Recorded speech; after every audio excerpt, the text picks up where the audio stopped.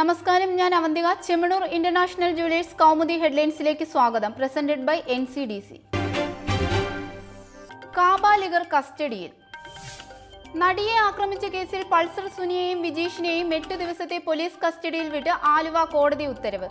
സംഭവത്തിനു പിന്നിൽ ഗൂഢാലോചനയുണ്ടോ എന്ന കാര്യം വ്യക്തമാക്കാൻ പ്രതികളെ വിശദമായി ചോദ്യം ചെയ്യുമെന്ന് അന്വേഷണ സംഘം. കോടതിയിൽ പോലീസ് ആവശ്യപ്പെട്ടത് 10 ദിവസത്തെ കസ്റ്റഡി കാലാവധി. അതേസമയം സംഭവ ദിവസം രാത്രി പൾസർ സുനി പോയ വീട്ടിൽ പോലീസ് റെയ്ഡ്. പരിശോധനയിൽ 3 മൊബൈൽ ഫോണുകളും 2 മെമ്മറി കാർഡും ഐപാഡും ലഭിച്ചതായി റിപ്പോർട്ട്. പീഡന ദൃശ്യങ്ങൾ പകർത്തിയ മൊബൈൽ ഫോൺ സുനിയുമായി ബന്ധമുള്ള സ്ത്രീ താമസിച്ച വീട്ടിലുണ്ടെന്ന് സൂചന. നടിയുമായി തനിക്ക് വ്യക്തിവൈരാഗ്യമില്ലെന്ന് കോടതിയിൽ ഹാജരാക്കുന്നതിനിടെ മാധ്യമങ്ങളോട് പൾസർ സുനി. സംഭവത്തിൽ ഉൾപ്പെട്ട മറ്റു പ്രതികൾക്കായി ആലുവ സബ് ജയിലിൽ മജിസ്ട്രേറ്റിന്റെ സാന്നിധ്യത്തിൽ തിരിച്ചറിയൽ പരേഡ്. നിർണായക തെളിവുകൾ തേടി അന്വേഷണ സംഘം. നടിക്കു പോലീസ് വിലക്ക്. ആക്രമണത്തിനിരയായി നടി മാധ്യമങ്ങളെ കാണുന്നത് വിലക്കി പോലീസ്. കർശന നിർദ്ദേശമെത്തിയത് പുതിയ ചിത്രത്തിന്റെ ലൊക്കേഷനിൽ വെച്ച് രാവിലെ മാധ്യമപ്രവർത്തകരെ കാണുമെന്ന് നടി അറിയിച്ചതിന് പിന്നാലെ. അതേസമയം പൃഥ്വിരാജ് നായകനായ ചിത്രത്തിൽ നടി ഇന്ന് അഭിനയിച്ചു തുടങ്ങും. ആക്രമണത്തിന് പിന്നിലെ കൊട്ടേഷൻ സാധ്യത തള്ളി അന്വേഷണ സംഘം. പ്രതികളെ ചോദ്യം ചെയ്തതിൽ നിന്ന് അത്തരം സാധ്യതയ്ക്കുള്ള തെളിവുകൾ കിട്ടിയില്ലെന്ന് വിശദീകരണം. പോലീസ് നീക്കം അന്വേഷണം പൾസർ സുനിയിലേക്ക് മാത്രം ഒതുക്കാനെന്ന് ആക്ഷേപം.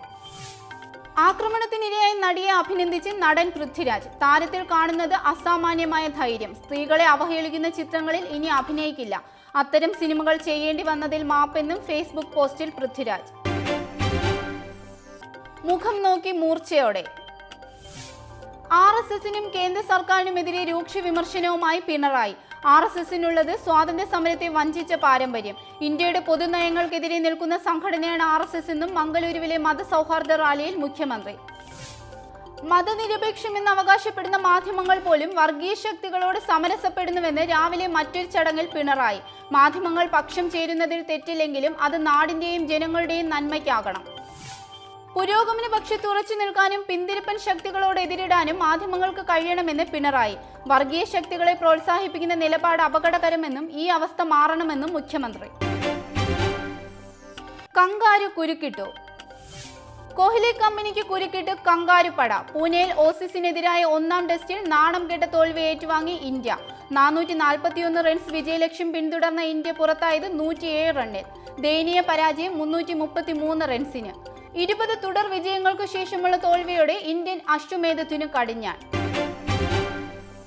അങ്കത്തട്ടിൽ അമേഠിയും.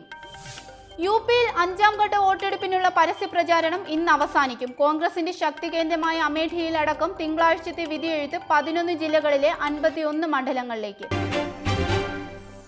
ഇന്നത്തെ സ്വർണം വെള്ളി നിരക്കുകൾ.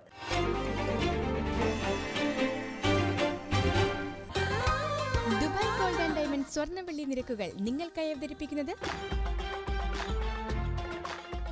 Dubai Gold and Diamonds, India, UAE, Oman, Bahrain. സ്വർണം ഗ്രാമിന് 2800 രൂപ, പവൻ 22,400 രൂപ, വെള്ളി 48 രൂപ. ദുബായ് ഗോൾഡ് ആൻഡ് ഡയമണ്ട്സ് സ്വർണ്ണവെള്ളി നിരക്കുകൾ നിങ്ങൾക്കായി അവതരിപ്പിച്ചത് Dubai Gold and Diamonds, India, UAE, Oman, Bahrain. Chemmanur International Jewellers Kaumudi headlines presented by NCDC സമാപിക്കുന്നു. അടുത്ത ഹെഡ്ലൈൻസ് 1 മണിക്കൂറിന് ശേഷം. നമസ്കാരം.